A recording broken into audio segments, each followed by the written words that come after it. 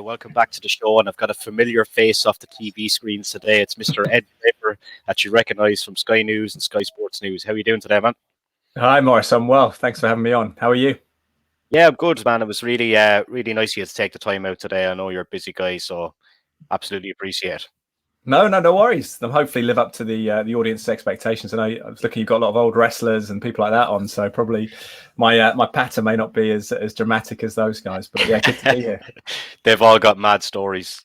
I know. Well, I was a WWE fan, obviously, as a kid. WWF it was when it first started, wasn't it? And then it became WWE with the World Wildlife Foundation controversy. But yeah, Hulk Hogan, The Rock, people like that. We used to play, kind of people's elbow and stuff at home with my brothers. One of four boys, so yeah, I was kind of a wrestling fan in the 90s and early noughties.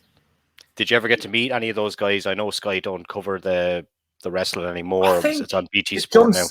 I think John Cena came into Sky Sports News once, but I'm not sure I actually got to meet him. I can't remember because we obviously had the wrestling. I don't think we don't have the wrestling anymore, do we? So I don't know. No, BT, yeah. So we're not at the moment. We're probably forsworn from doing it. But I think they probably have been in the building before. But yeah, I don't think. I mean, obviously some of the legends from my time aren't necessarily in there. They have those kind of repeat appearances, don't they? I know The Rock went back and stuff like that. But I went to Dallas.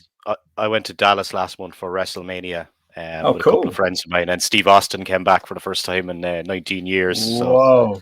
He's in good shape as well, isn't he? Still, Steve Austin, I think. Yeah, he's 57, but he looked good anyway, We're in a stadium there, 78,000, Dallas Cowboys Stadium.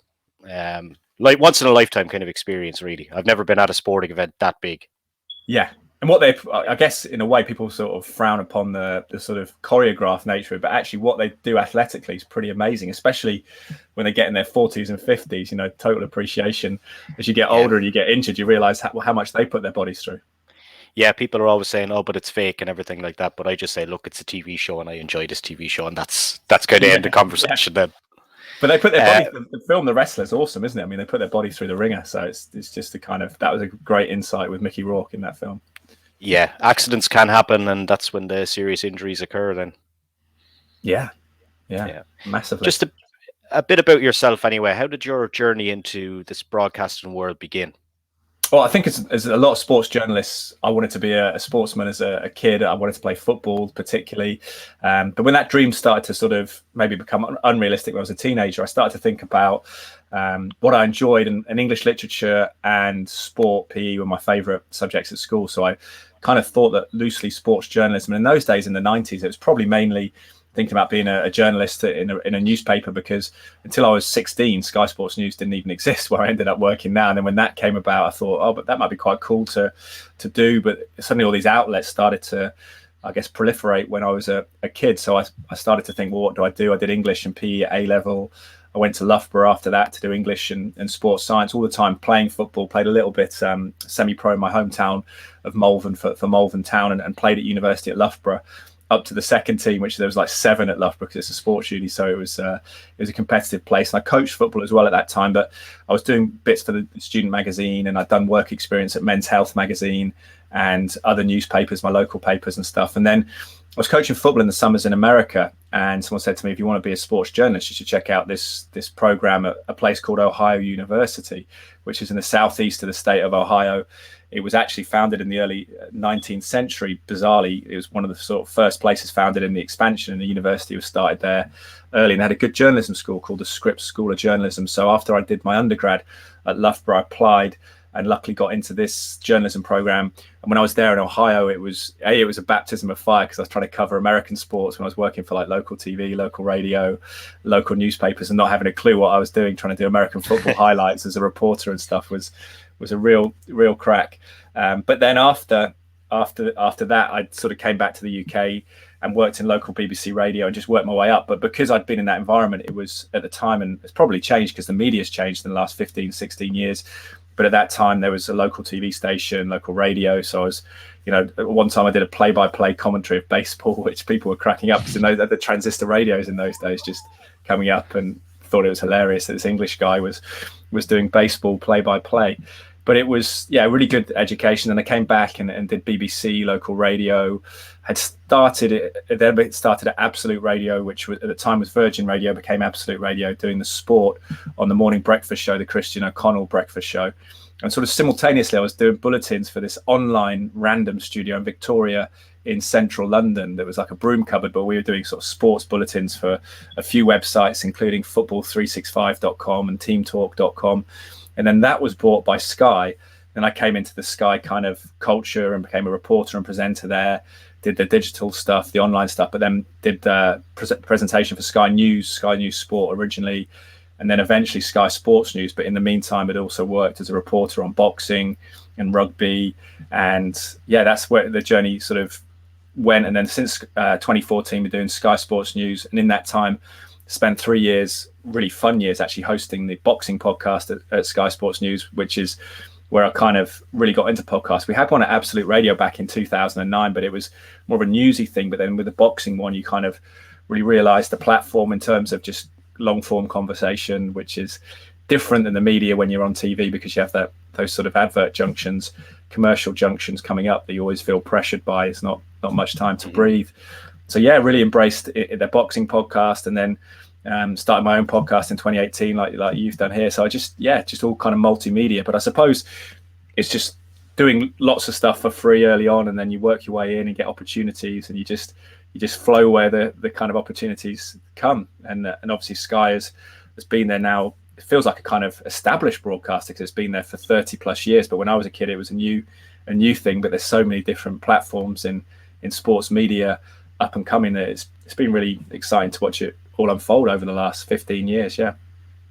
And what prior interest in sports did you have before going in? Like, what's your favorite sports, for example? Well, I think as a kid, from walking, I was kicking a football, so I loved that. My dad's a Welshman from Abergavenny, so he went to Cardiff Arms Park as a kid. So I was always enjoyed rugby, played rugby at school as well. Was a football aficionado, I think, just because the fact you could play it in your own garden and stuff on your own was a bit easier than tossing a rugby ball around. I was a big boxing fan as a kid. Never actually boxed, never trained really, but yeah, enjoyed that sport. Watched a bit of the wrestling, as you say, as a kid. Enjoyed WWE. I wouldn't say that I disliked any sport per se. I've never been an expert. I've actually presented for Matchroom, the World Cup of Pool on Sky, but I've never been necessarily like an expert in the parlor sports per se, like snooker and pool and darts and things like that. But obviously, you appreciate. I think once you get into anything and you sort of spend a bit of time and attention on it, you get to embrace it because you've always got people performing at a high level and you embrace their enthusiasm and everything. So I don't think there's any sports I dislike. Being in the States, I've got an appreciation of American football.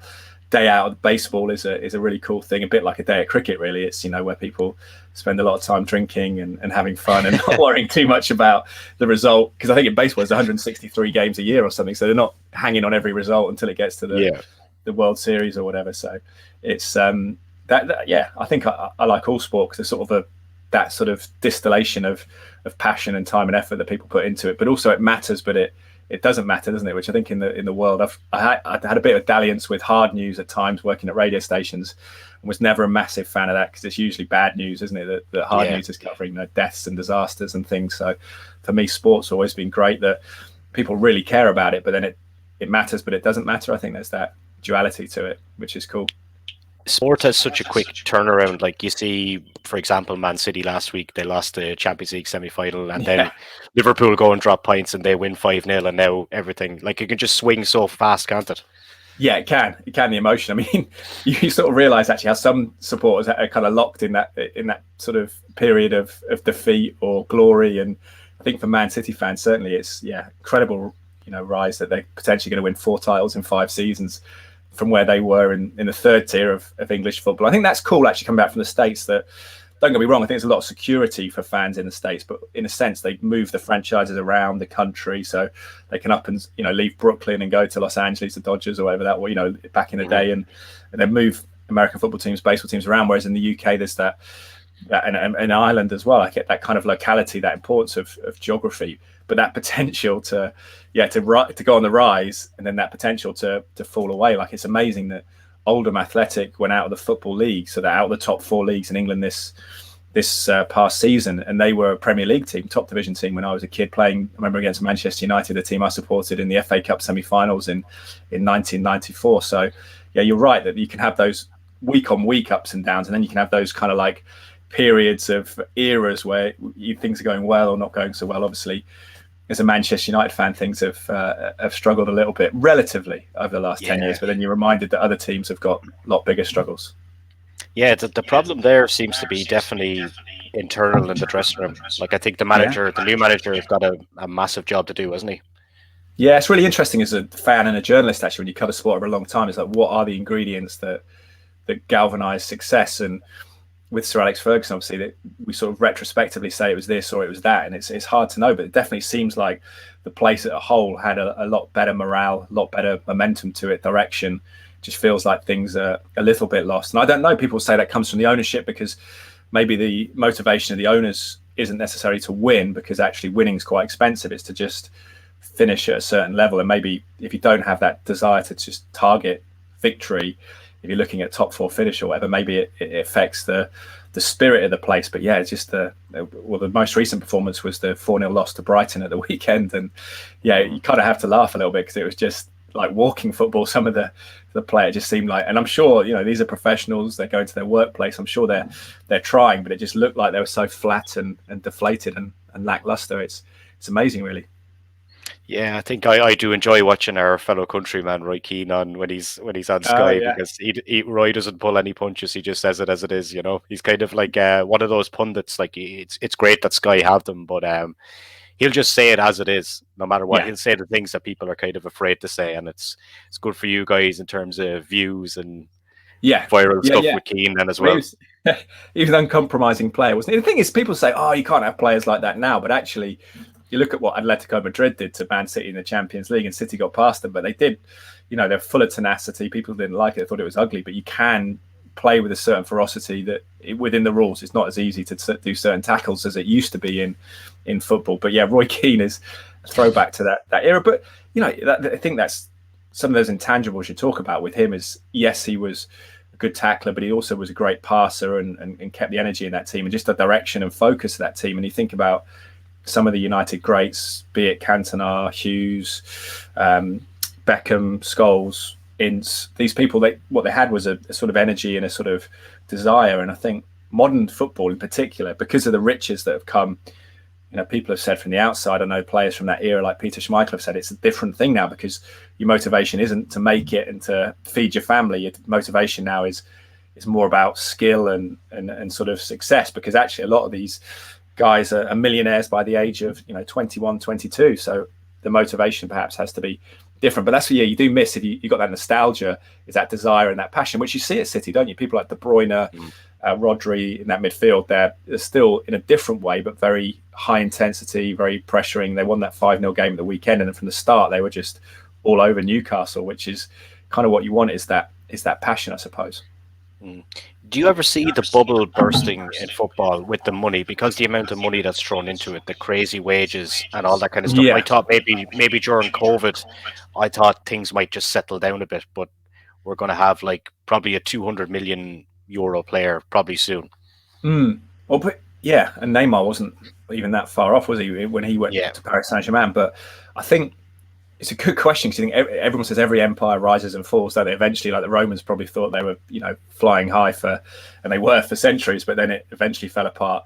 And what does the football empire, the Premier League empire, does it come to an end? It's a good question. I think if you look at, say, Sky Sports perspective, I think domestic television rights, and I don't want to speak too soon, I don't know what's happened there, but they've plateaued to a certain extent. So the market is relatively saturated in terms of what people will pay in this country for subscriptions, and what Sky and BT can afford to pay then, and Amazon and whoever else competes for the rights, what they can afford to pay on a business basis for the rights.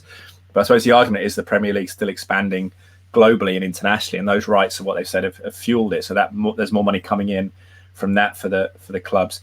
I think you'd imagine it would steady just because of the economic situation for the country at the moment, right? Recession, inflation, and the fact that people have got less money. You can't see ticket prices going up. You can't see subscriptions going up massively just because people can't afford it. So I don't know whether the fees are going to go up. And again, that depends on, I suppose, the global economic picture, which depends where you are, doesn't it? I think China's done quite well economically, I suppose, relatively over the past couple of years, and maybe other places are struggling more.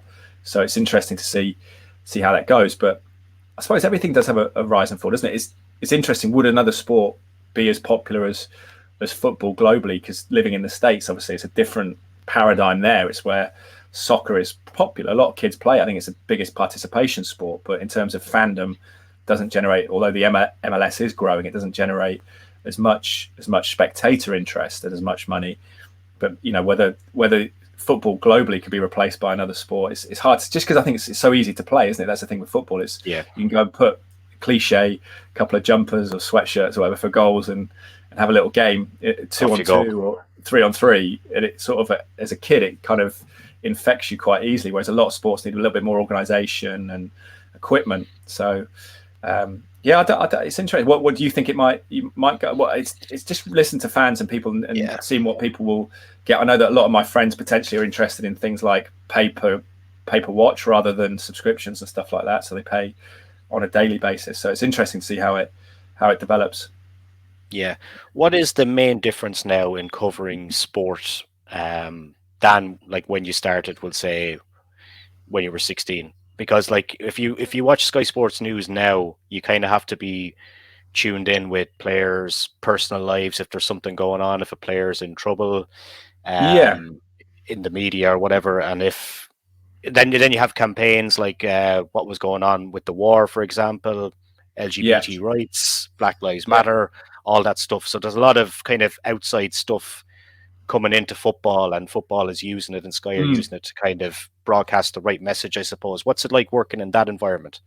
Yeah, that's a really good point, actually, Maurice. The globalization of it has definitely brought stresses, because obviously we have values in the UK and Ireland and the quote unquote West, I suppose, that other countries don't. But with the success of the Premier League, you get interest from business people all over the world, and then they come in and they sort of originate from countries that don't have the same values. So homosexuality can be illegal, no rights for women, or very limited rights for women in certain countries. So then you have to work out, what do you do? And we have to cover those stories, cognizant that UEFA, FIFA might send a World Cup or a competition to a country which doesn't have, so quote unquote, human rights unilaterally across the board. So you have to ask those questions. I think Sky Sports News does a job of that, and it's a fine balance, isn't it? Because we have to promote these issues, we have to document things like racism, and but at the same time be aware that people are coming to us often for entertainment, not necessarily kind of education or making make the world seem too serious, which is what the hard news channels do, right? It's hard.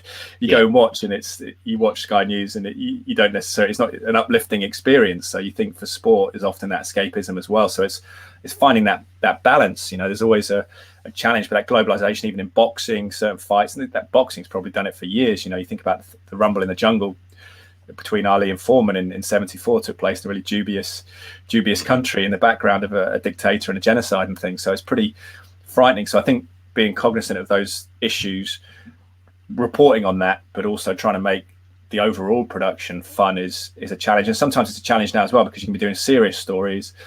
Football is looked back at child abuse within the game, things like that's gone on, and then you're coming on to like a preview of the big title race game this weekend, which has to be more upbeat and sort of it's a lighter feeling. So as a presenter, I think there's a lot more nuance to it than perhaps that if it's just high energy, tub thumping, bigging games up. I think there is a sort of an appreciation now. You really have to read ahead and think about how you're going to deliver a story, and because there is a lot of variation on a spectrum of fun to a sort of really serious level.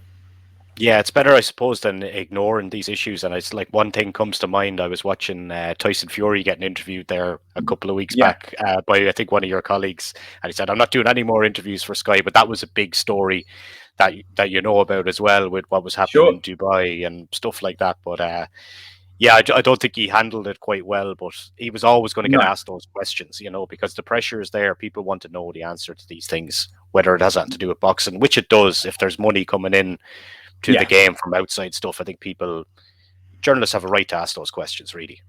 Yeah, and I love boxing. It's an interesting comparison now with MMA on the rise. Things like the UFC, which have an existing governing body structure where they run everything and they give fights. With boxing, historically, going back hundreds of years, there's been a tendency for sort of nefarious characters to get involved because of the fact that there's so many there's a lack of, there's not a fixture list that's given out. Every fight that's made is complicated. Money has to be put up from here, there, everywhere. There's different promoters, different governing bodies, different, world governing bodies, particularly the last 30 years. That's really proliferated, the number of belts, etc. available. So there's lots of voices in there. So I think it's less clear cut. So there's more room for people to perhaps have not the best backgrounds to get involved. So it's important to document that as much as you can. And I think, to be fair to Tyson, that interview, he stayed for a bit and he did answer some questions, but it was, I think it's important. You have to ask the questions, don't you? And I think that's the thing as a journalist and a presenter or reporter, or you just have to remember that you're there to make people feel relatively comfortable in an interview, but you have to ask some tough questions as well sometimes, I think, for transparency and trying to get to the bottom of what's going on necessarily. Yeah, we'll lift the mood a little bit. What's the funniest thing that's happened when you were live on television? Is there any Ed Draper blooper reels out there? Blooper reels? I don't know. If I don't think some people have come back in vision they've been eating and stuff. I'm trying to think. Obviously, things like mics not working or just people. There's been a few times when mics have been left on over pictures, and you think you've been talking to someone about like getting a cup of tea or a cup of coffee or whatever, things like that, and actually. Luckily, haven't sworn or anything. Not that I F and Jeff a lot, but just things like that probably escape with. I'm trying to think. I haven't fallen over or anything as of yet. I can't think of a massive bloop. I remember Dan Lobb would often be eating when people came back from breaks, and that was before I worked on Sky Sports News. I remember he'd be sort of have a donut in his mouth or something when they came back and things. But it's no, I can't think of any huge one. I mean, I did actually the other day say to Leanne Sanderson, was on watching a WSL Women's Super League game, and I said to her, "Oh, thanks for watching." And I hadn't realised there was like still 2 minutes. There was like 7 minutes of stoppage time because the game was behind me. I thought it had actually finished, so I was kind of like saying "see you later," and then we had to do one more hit with her. So it was a bit like, "Oh, whoops." So just little things like that, I suppose. But thankfully, nothing too huge. Yeah. Do you have any dream role at Sky? Like, is there a role or a show that you'd like to present or be on? I think. In Sky now, because obviously the sports rights market is proliferated, so we've got BT has mainly the rugby, so that's gone from Sky, so it's a bit more nuanced. But I think within what we're doing, obviously live football would be great to present if you could do that. But I think the benchmark on Sky Sports News, I suppose, the person who's doing the sort of main gig on a Saturday, Jeff Stelling, is Soccer Saturday. That's sort of the benchmark for presenters because the volume of information he processes and does it with such grace and charm and humour. That's a huge role model, and even if it's not that show, I guess what he's doing there is a good benchmark. Because I often do Sunday afternoons on Sky 3 till 6, which is a kind of like Soccer Sunday we call it, but it's like a Soccer Saturday light. You've got slightly less games, that we're covering European games from France and Holland and wherever else they're happening. So that is I think a great skill to aspire to in terms of that, because oftentimes I think when you get into the media, you think there's only few roles that actually.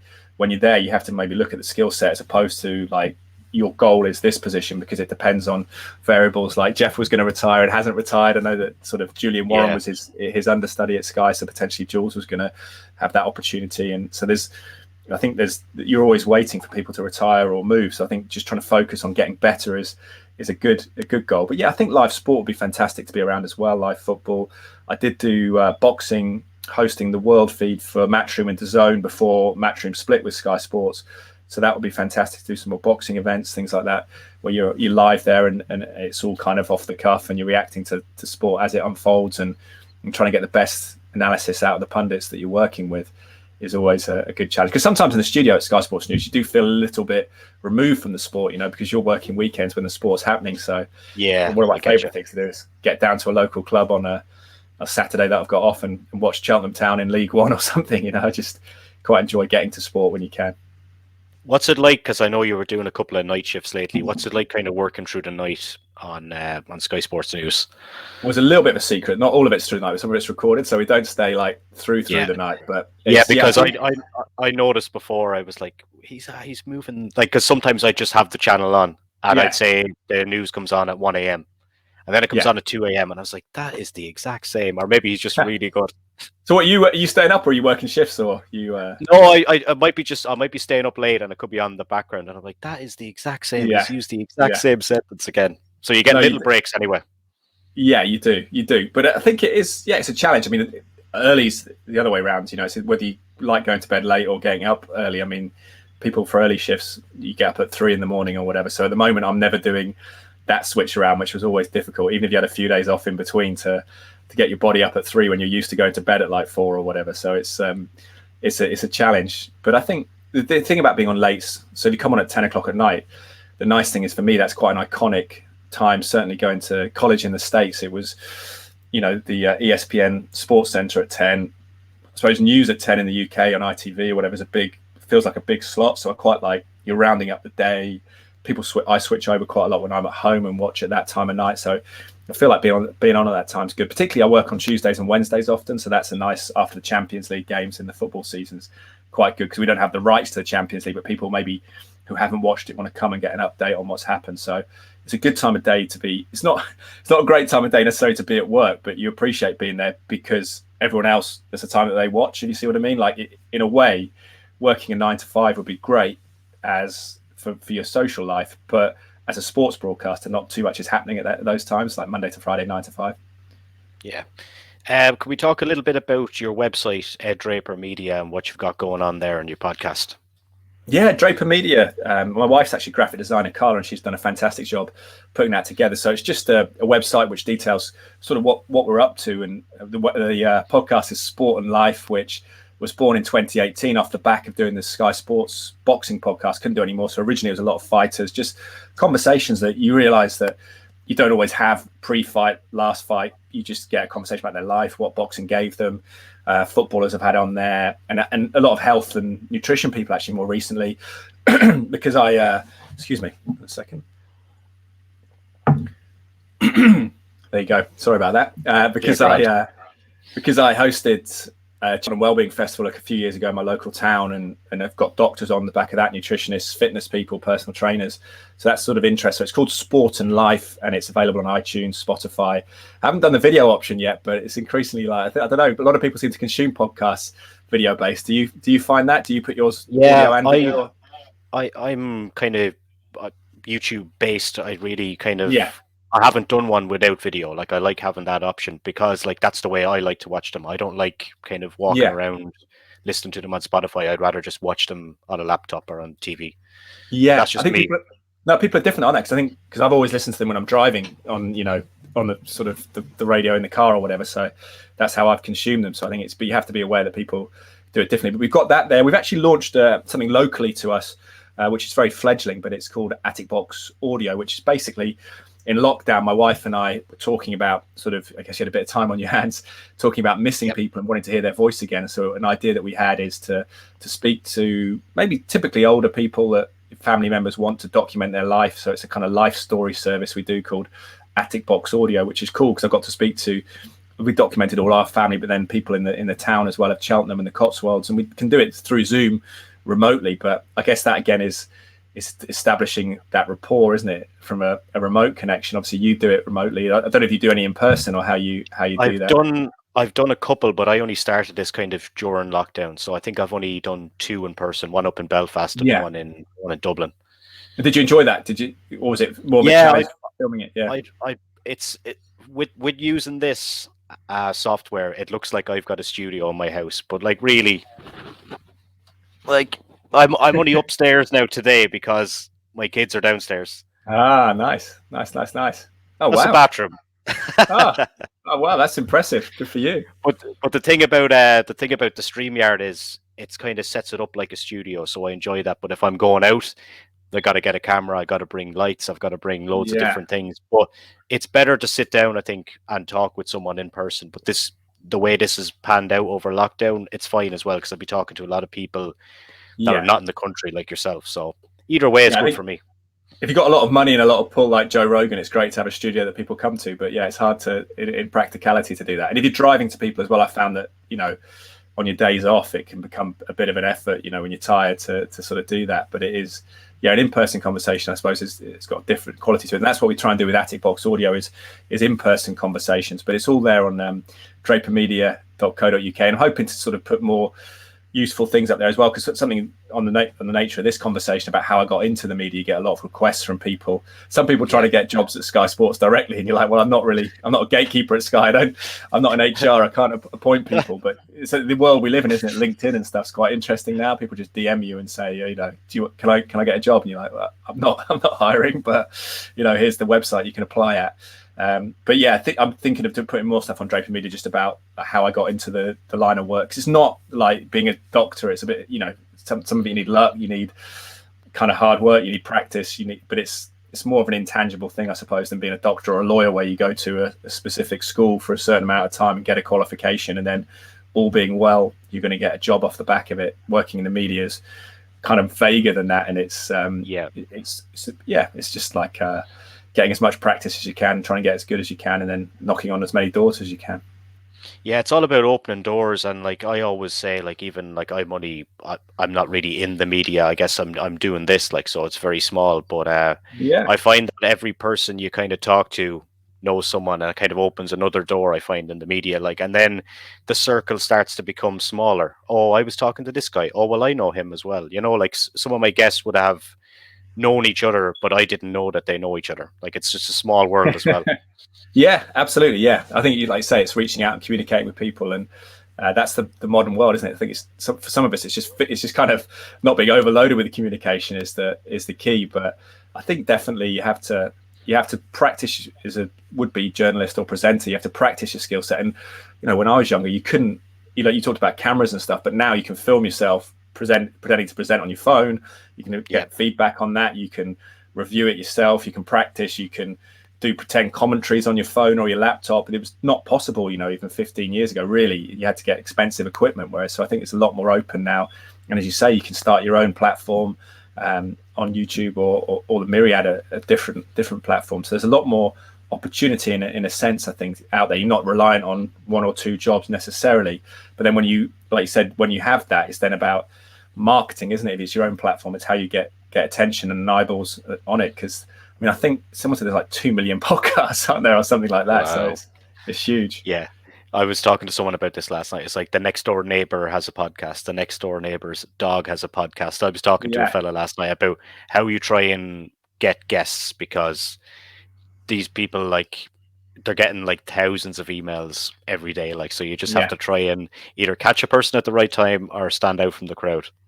Yeah, it'll be persistent, isn't it? I remember even getting work as a start-off reporter. I remember contacting the editor at BBC London, actually, and emailed him a couple of times. It was like, get back in the summer. So like 4 or 5 months later, you email back, and eventually you get those opportunities. And it's just sort of making notes and being consistent. It's that fine balance between being keen and not hassling people, isn't it? And it's a sensitive one. I'm lucky that I've met a lot of sports people who'll do me favors throughout work. And I tend to sort of, if someone's after a while doesn't sort of commit, I just sort of leave it a little bit. It's that challenge, isn't it? I think, and but you get. I think podcasting, you probably agree, but I think speaking to people, hopefully for the viewers, listeners, it's valuable. But I think it's enjoyable to just chat to people and get insight, I find. Yeah, absolutely, Ed. It was an absolute pleasure to catch up with you today, man. Thanks so much. Morris, thank you. Appreciate it. Good luck with the pod. Thanks very much, man. Good man.